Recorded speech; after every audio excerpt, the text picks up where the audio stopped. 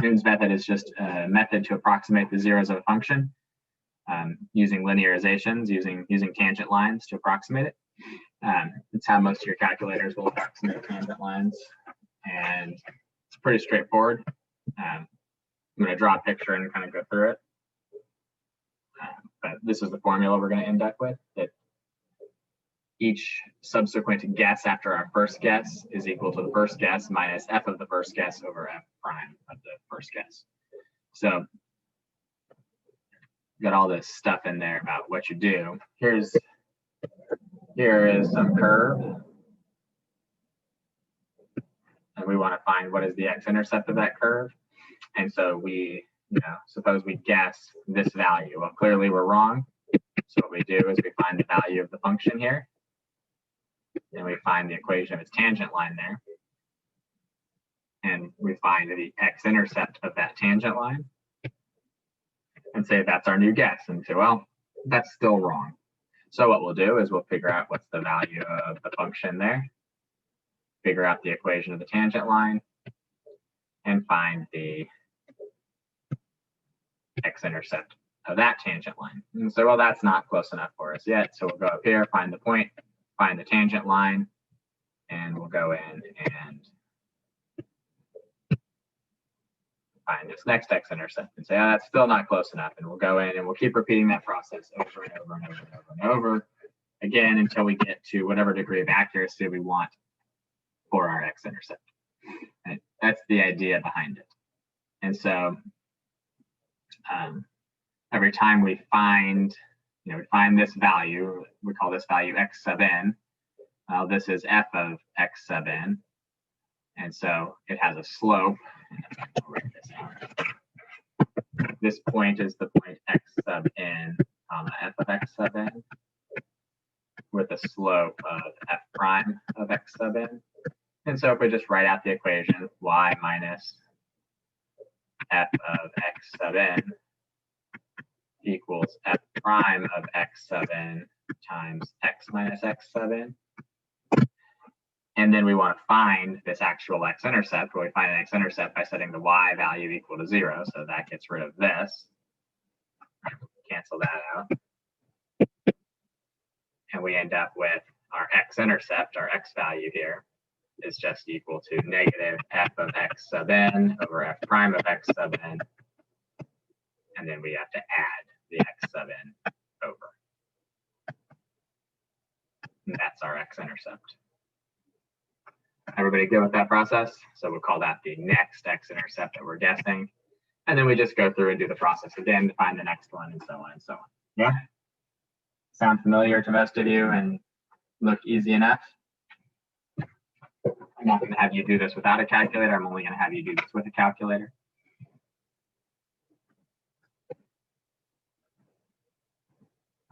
Somebody said something in the chat, but now I can't. Oh, I got it. I got it to open now. And it seems familiar to you now, Nick. Good. That's all that matters, as long as you remember it from now until like May 2nd or something like that. All right. So, like I said, that's our formula. This is the formula you're going to want to know. And we're just going to use it to estimate the root of the function. So we're going to start with this one. We're just going to do a couple of them. And then, honestly, we're just going to do a couple and then be done. Because I don't really want to go into integrals yet. And I've got 2 assignments for you guys to work on. So if we want to use Newton's method to solve x cubed plus 3x minus 5 equals 0, the first thing we need to do is figure out an x value that we think might work. So what we need to do is figure out an interval in which we know that there is an x-intercept, and what theorem can we use to figure that out?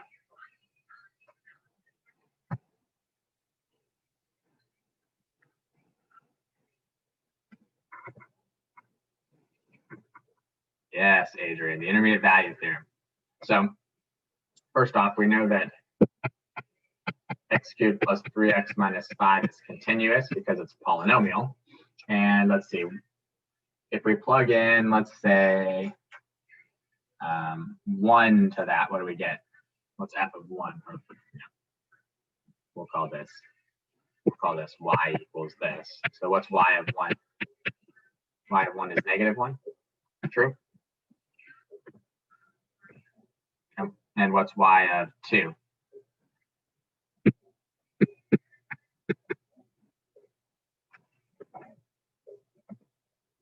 Y of 2 is it 9? Yeah, I didn't actually do it. Okay, 9. Y of 2 is 9. And so by the intermediate value theorem, there's a 0 on the open interval from 1 to 2. So we'll just pick our first guess as something between 1 and 2. Anybody have a particular thing they want to do?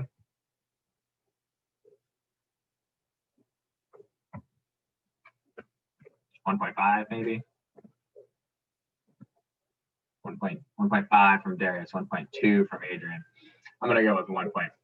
So let's try x sub n is equal to, or x sub 0, I don't remember x sub n. X sub 0 is equal to 1.5, just because that's right in the middle there. And we need to figure out, first off, what's the derivative of this? So what's f prime of x? F prime of x ought to be 3x squared plus 3.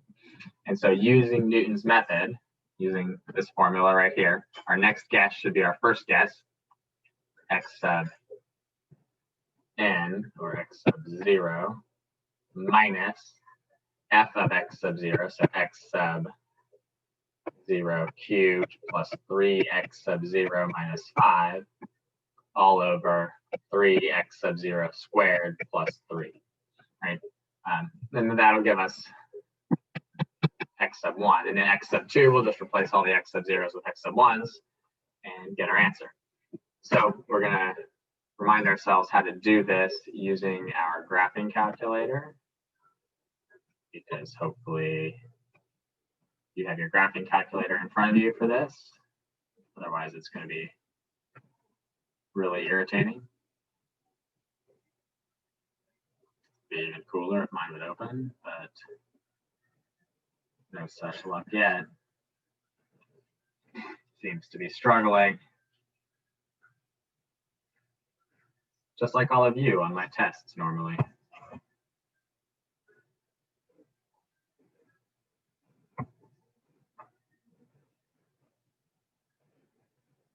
Don't worry, someday it'll open. There we go. All right. So since our first guess was 1.5, the first thing we're going to do is we're just going to type in 1.5 and hit enter to store that as our most recent answer. And then anywhere that we see an x sub 0, or sometimes I'd write this with an x sub n for all of these. Okay. Anywhere I see this x sub 0, I'm going to replace that with answer from the calculator. So it's going to become answer minus, and then I'm going to start a parenthesis for my full fraction plus a parenthesis for the numerator, and it should be x sub 0, or answer cubed. And then what was the next one?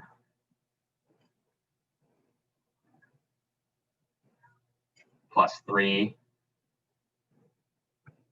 answer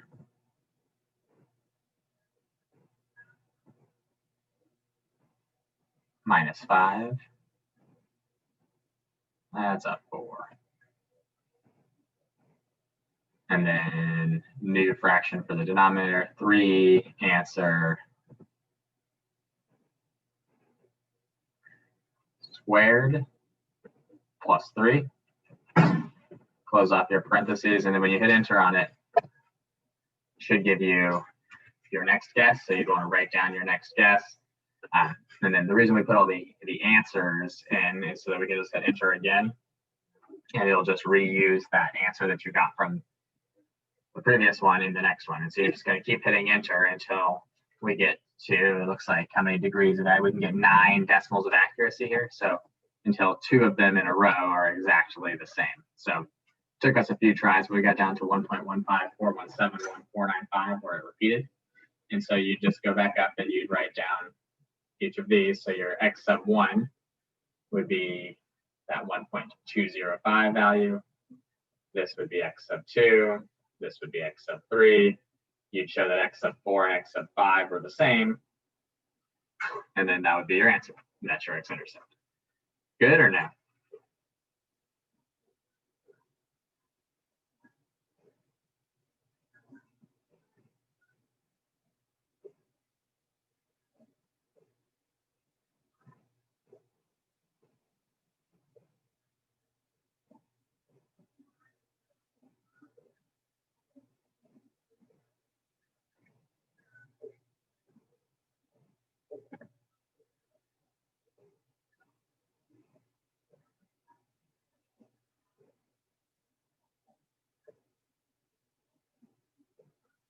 You've written -4 and -5, Adrian? What does that mean? Or you're just telling me what was on there?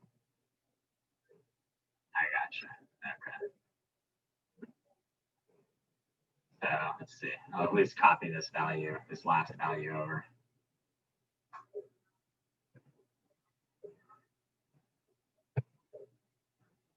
So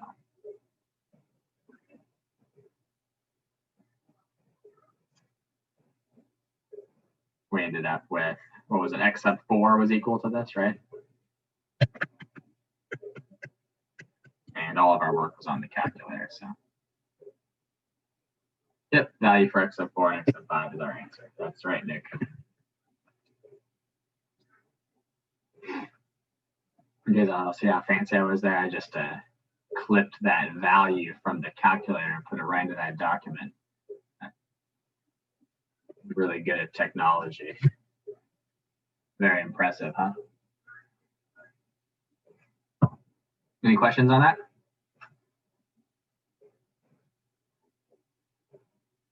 So Nick, if there's more than one zero to the function, we'll talk about a specific interval that I want you to do it on.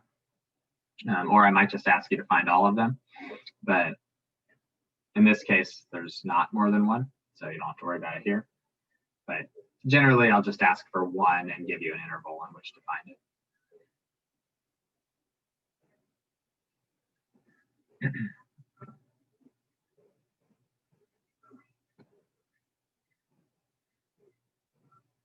All right, let's do one more. We're going to figure out where sine of x over 2 and x squared minus 1 intersect on the interval 1 to 2. So this time we're already given an interval, which means that we don't actually have to use the intermediate value theorem to figure out a good place to start. So if we want them to intersect, what does that mean about the two functions? I need to do what with them?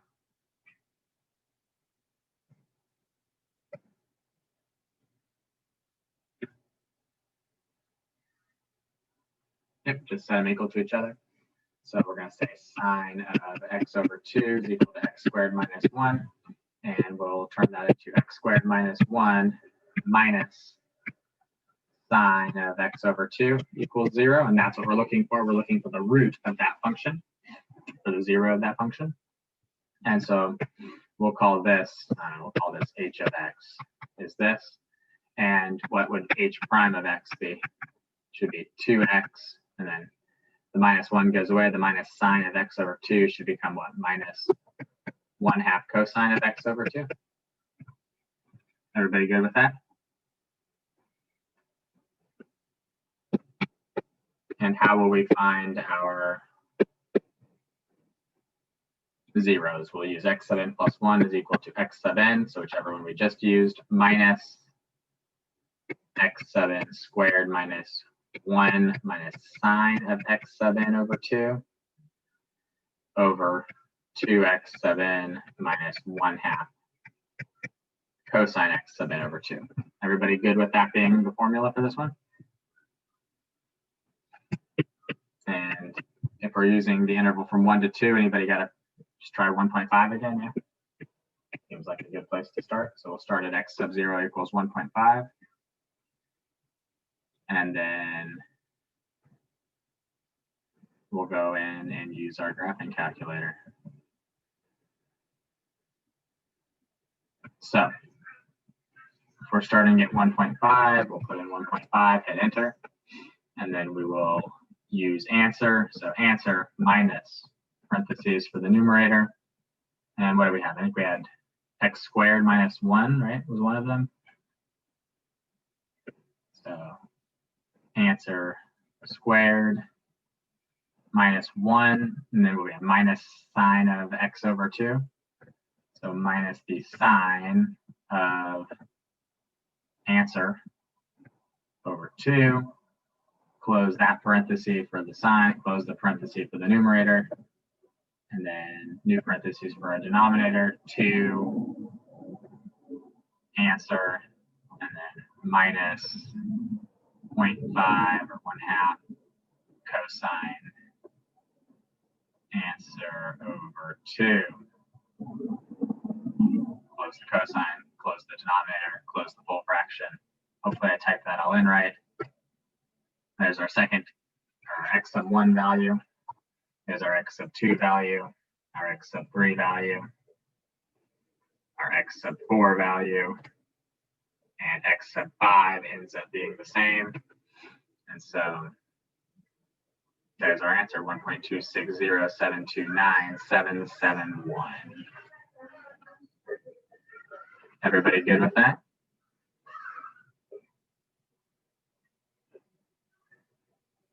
Any questions or issues on that?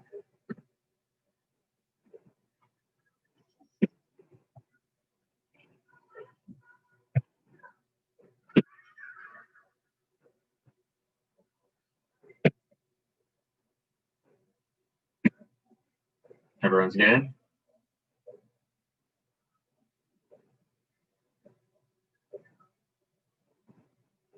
All right, that's gonna be all of the new stuff for today. So I'm just real quickly putting in the work we just did from the calculator onto there, so that if you guys want to take a look back at it, there it is now.